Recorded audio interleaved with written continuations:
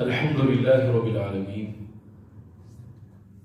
والعاقبة للمتقين اللهم صل على محمد وعلى آل محمد كما صليت على إبراهيم وعلى آل إبراهيم إنك حميد مجيد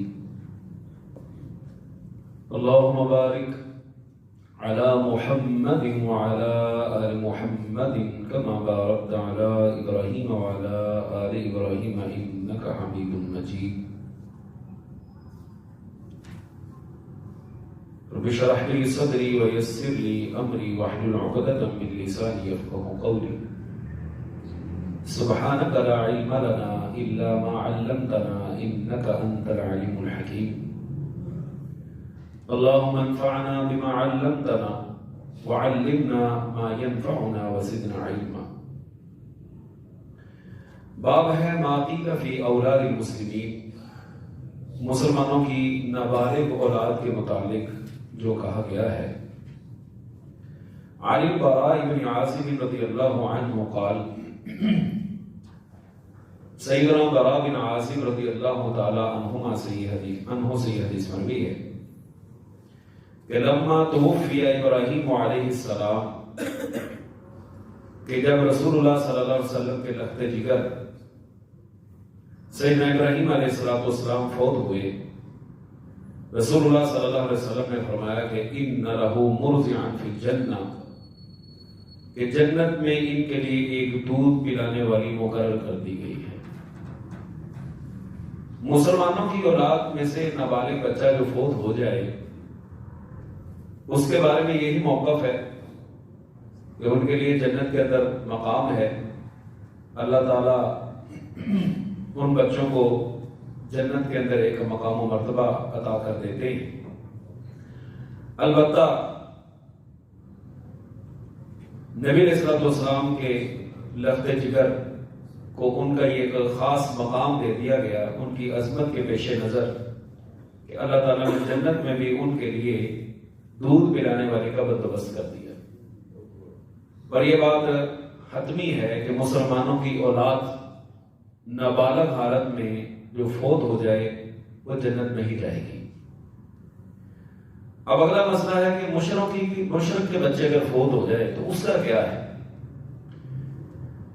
حضرت عبداللہ بن عباس رضی اللہ تعالیٰ عنہما سے مروی ہے کہ سئل رسول اللہ صلی اللہ علیہ وسلم عن اولاد المشرکین، مشرکین کی اولاد کے بارے میں جب آپ سے پوچھا گیا آپ نے فرمایا اللہ اذ خلقہم، اللہ تعالیٰ نے انہیں پیدا کیا تھا، اعلم بما كانوا عاملین، تو وہ خوب جانتا ہے کہ وہ کیسے عمل کریں گے. تو یہاں پہ لکھا ہے کہ امام بخاری رحمہ اللہ کا رجحان تو اس طرف ہی ہے کہ مشرکین کی جو اولاد ہے وہ بھی جنتی ہیں، لیکن علماء کی ایک جماعت نے یہ بات کہی ہے کہ جب نبی علیہ السلام نے یہ فرما دیا ہے کہ اللہ بہتر جانتا ہے تو ہمیں بھی توقف اختیار کرنا چاہیے. نہ تو ہم ان کے جنتی کے بارے میں کچھ کہہ سکتے ہیں، نہ ان کے ہم یہ کہہ سکتے کہ اللہ ان کو جہنم میں ڈالے گا. یہ اللہ رب العالمین کا فیصلہ ہے، وہ جو چاہے مالک ہے، وہ ہر چیز پر قادر ہے. وہ جنت میں بھیج دے ہم تب بھی کچھ نہیں کہہ سکتے، نہ ہم کچھ کر سکتے ہیں. وہ اللہ رب العالمین بہتر جانتا ہے. وہ اس کو دوسری کیٹیگری میں بھیج دے تب بھی اسی کی جو ہے وہ حکمت ہے، اسی کی قدرت ہے، وہ مالک ہے، وہ جو چاہے کرے. ہم بہرحال توقع اختیار کریں گے، ہم اس بارے میں کوئی حتمی رائے دے نہیں سکتے. اگلی حدیث تھوڑی سی تفصیل طلب ہے لیکن بڑی ہی ایمان افروز ہے اور ایک مرتبہ ضمیر کو جھنجھوڑ دینے والی ہے. دیکھیے گا اور سنیے گا. حضرت سمرہ بن جندب رضی اللہ تعالی عنہ بیان کرتے ہیں کہ کان نبی صلی اللہ علیہ وسلم اذا صلی صلاۃ الصبح اقبل علینا بوجہہ، رسول اللہ صلی اللہ علیہ وسلم جب نماز فجر سے فارغ ہوتے تو آپ اپنا رخ انور ہماری طرف کر لیتے. فقال، اور آپ فرماتے من رآ منکم اللیلۃ رؤیا، کون ہے تم میں سے جس نے رات خواب دیکھا ہو. قال فإن رأى أحد قصها، اگر کسی نے رات خواب دیکھی ہوتی تو وہ اس کو بیان کر دیتا. فیقول ما شاء اللہ، تو جو اللہ چاہتا آپ اس کی تعبیر فرما دیتے. فسألنا یوما، ایک دن ہم نے سوال کیا. فسألنا یوما، آپ صلی اللہ علیہ وسلم نے ایک دن سوال کیا. فقال هل رأى احد منكم رؤيا، کیا تم میں سے کسی نے کوئی خواب دیکھا ہے؟ قلنا لا، ہم نے کہا جی نہیں، ہم نے تو نہیں دیکھا. قال لكني رأيت الليلة، میں نے پھر آج رات خواب دیکھی. اور آپ کے یہ بات علم میں یقیناً ہوگی کہ نبی کا خواب بھی وہی ہوا کرتا ہے. آپ نے فرمایا رأيت الليلة رجلين أتياني، رات خواب میں میرے پاس دو آدمی آئے. فأخذ بيدي، وہ میرا ہاتھ پکڑ کے مجھے ایک مقدس جگہ پہ لے گئے.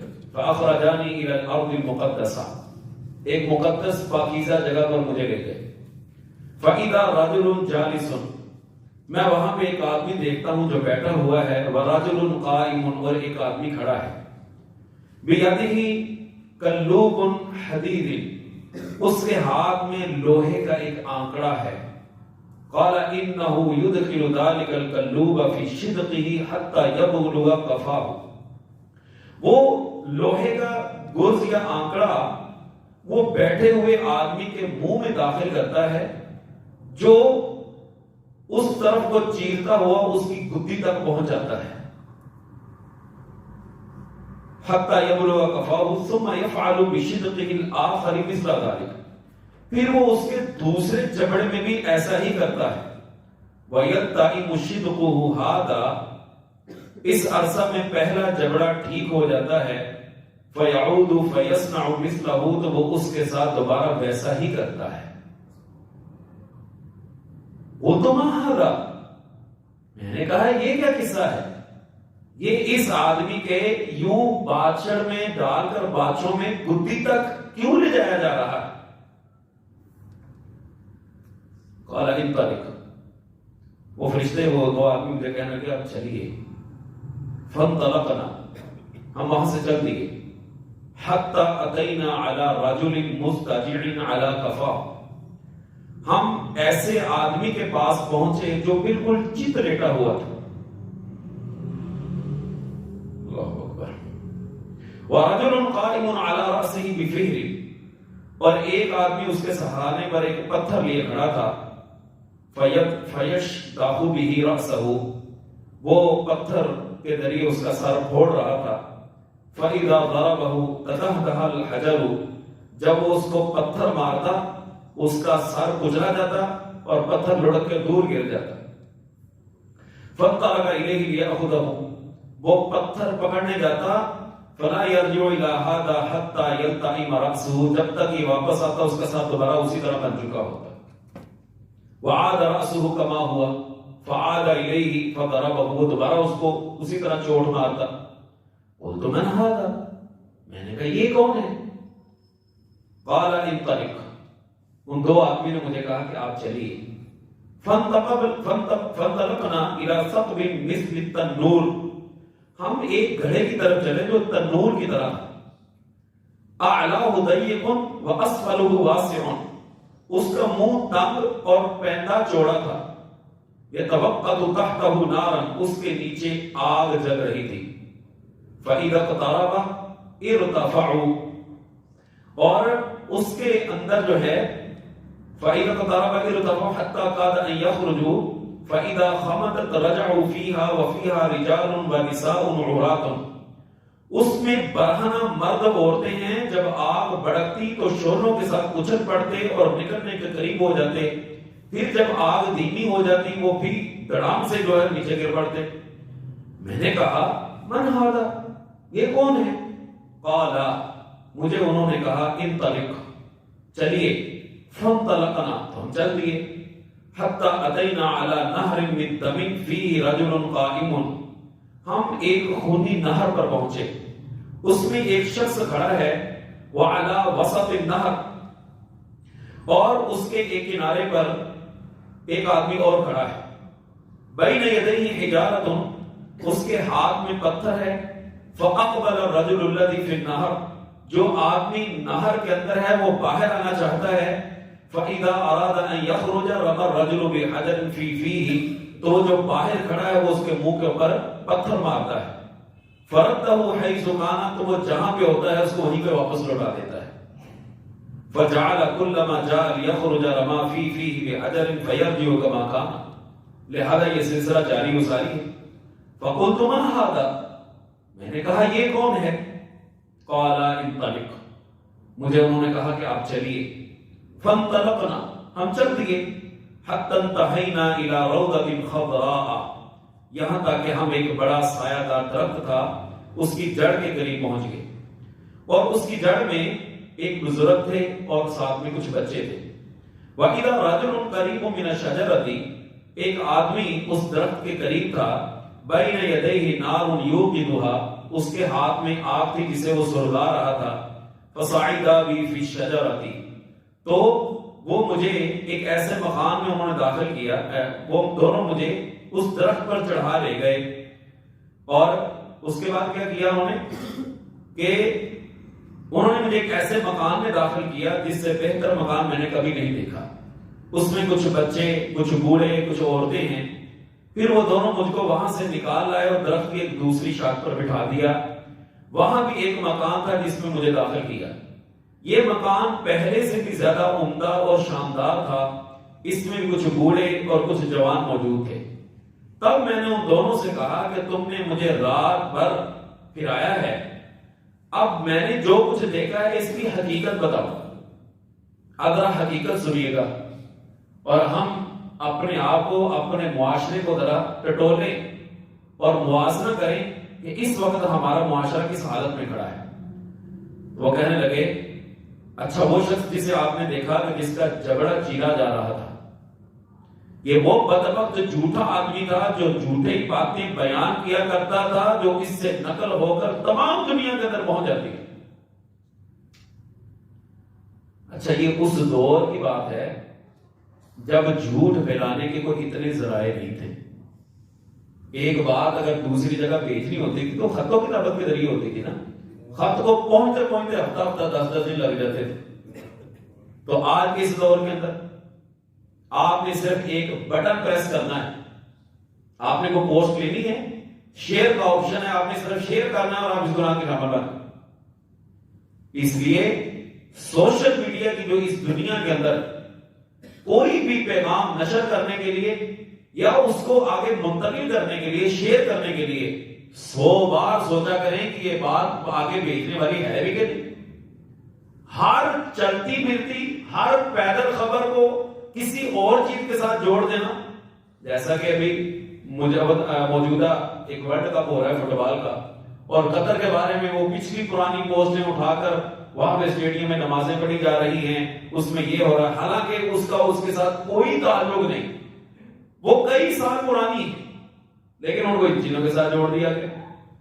پھر ابھی آج ہی وہ پوسٹ پڑھ رہا تھا، بڑی پرانی ہے، کہ جی فلاں تاریخ کو رمضان المبارک کا مہینہ آ رہا ہے اور جو سب سے پہلے اس کی خبر دیتا ہے نبی علیہ الصلوۃ والسلام نے فرمایا اس کے لیے جنت واجب. کیا کمال کی بات ہے، اتنی جنت سستی ہو گئی کہ آپ صرف مہینے کی خبر دیں اور جنت حاصل کریں.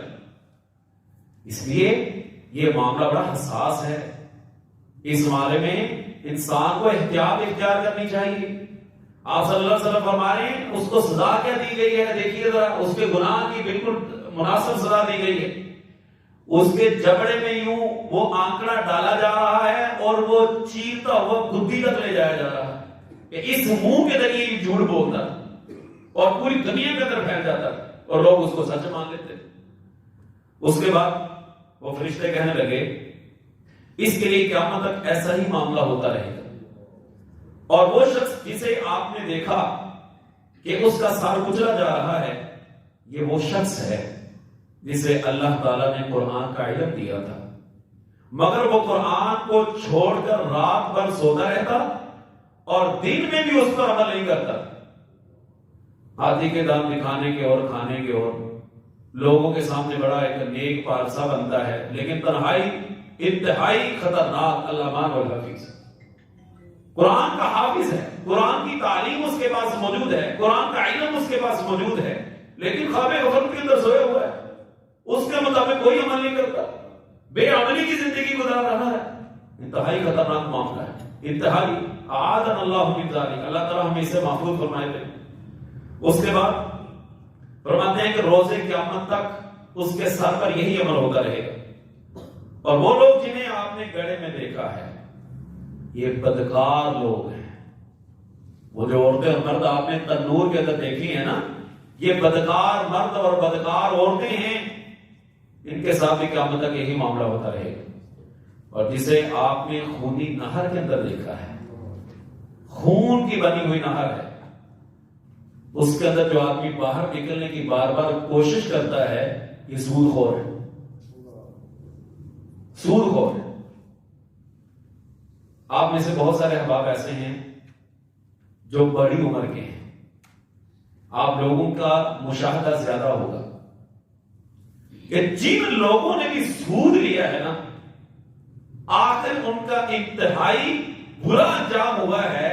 وہ چاہے 5 وقت کا نمازی، چاہے تہجد بھی پڑھتا ہے نا، اس نے سود لیا ہے، بیڑا ہی غرق ہو، وہ نیچے کی طرف آیا، وہ دوبارہ اٹھ نہیں سکا الا کہ وہ توبہ کر لے اللہ سے۔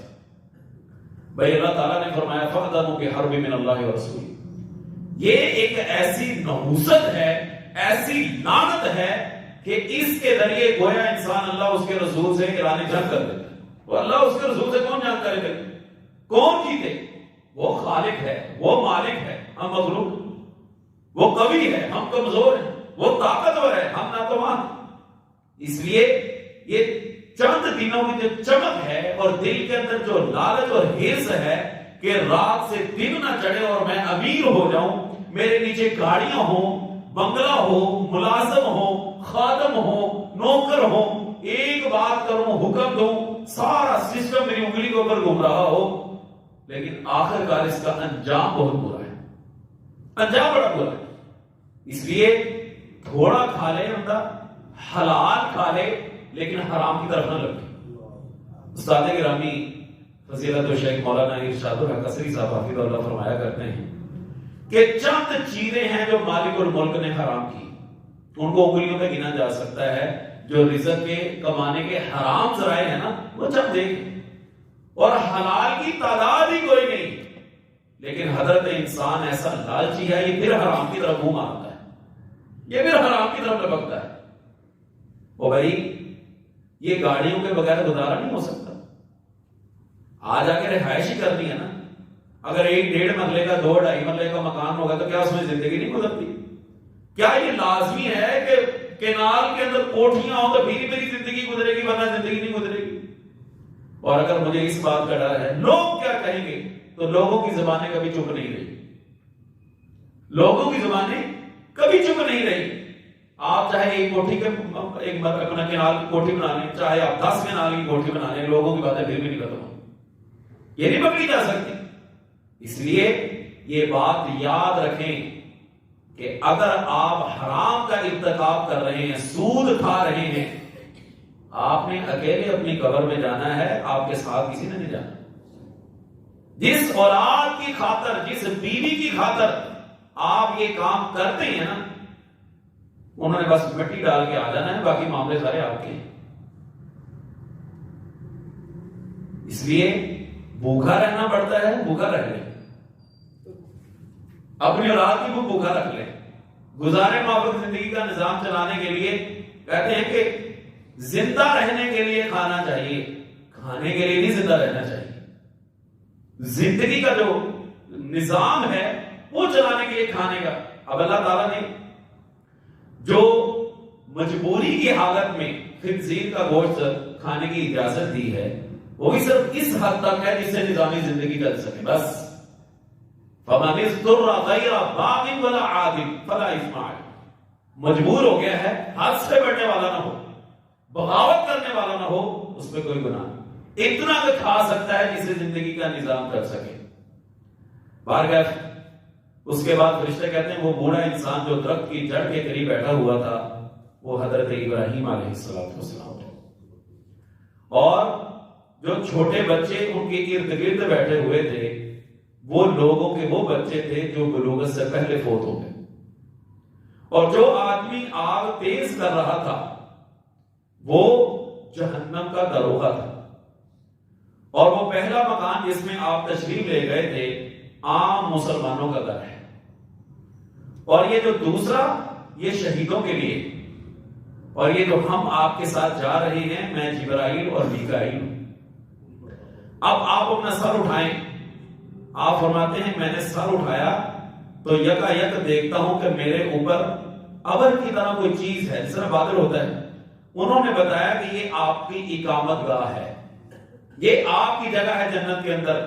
میں نے کہا مجھے اپنے مکان میں جانے دو، تو انہوں نے کہا ابھی آپ کی کچھ عمر باقی ہے، اگر آپ اسے پورا کر چکے ہوتے تو اپنی رہائش گاہ میں جا سکتے تھے۔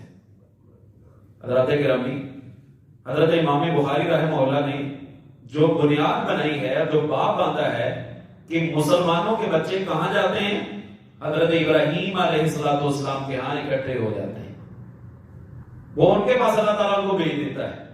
تو اس سے ایک حوصلہ بھی ملتا ہے، اگر کسی کا بچہ وہ بلوغت سے پہلے فوت ہو جاتا ہے تو وہ مت سمجھے کہ وہ بچہ میرا مجھ سے جدا ہو گیا ہے، ظاہری طور پر وہ جدا ہو گیا ہے، لیکن اللہ تعالیٰ اس سے بھی بہترین بندوبست کر دیتا ہے۔ جد الانبیاء حضرت ابراہیم علیہ السلام کے پاس وہ بچہ پہنچ جاتا ہے تو وہاں پہ جا کے وہ الگ کسی مصیبت کا شکار ہو سکتا ہے۔ تو یہ حدیث ہمارے لیے بہت سارے اسباق اور بہت سارے دروس کے اوپر مشتمل ہے۔ اس کی وضاحت اگر کرنے کا ہے تو ہر جو آپ نے ایک ایک جگہ پہ توقف کیا ہے، جو آپ نے اسٹے کیا ہے، وہ ہر اپنی جگہ پر ایک مستقل موضوع، اس کے اوپر بہت ساری تفصیل کے ساتھ گفتگو کی جا سکتی ہے۔ اس کو میں آپ سے عرض کروں گا، اس کو ایک مرتبہ اپنے طور پہ پڑھیے گا اور انتہائی توجہ کے ساتھ پڑھیے گا۔ باقی انشاءاللہ جو کچھ احادیث اس سلسلے میں باقی ہیں وہ آئندہ مجلس میں ذکر کر کے اس باب کو اللہ کی توفیق سے مکمل کریں گے۔ اللہ تعالیٰ سے دعا ہے مالک ہمارا خاتمہ ایمان پہ فرمائے، اللہ ہم سب کی حفاظت فرمائے، ایمان کی بھی، مال کی بھی، جان اولاد کی بھی، اللہ ہم سب کا حامی ناصر ہو۔ وآخر دعوانا ان الحمد للہ رب العالمین۔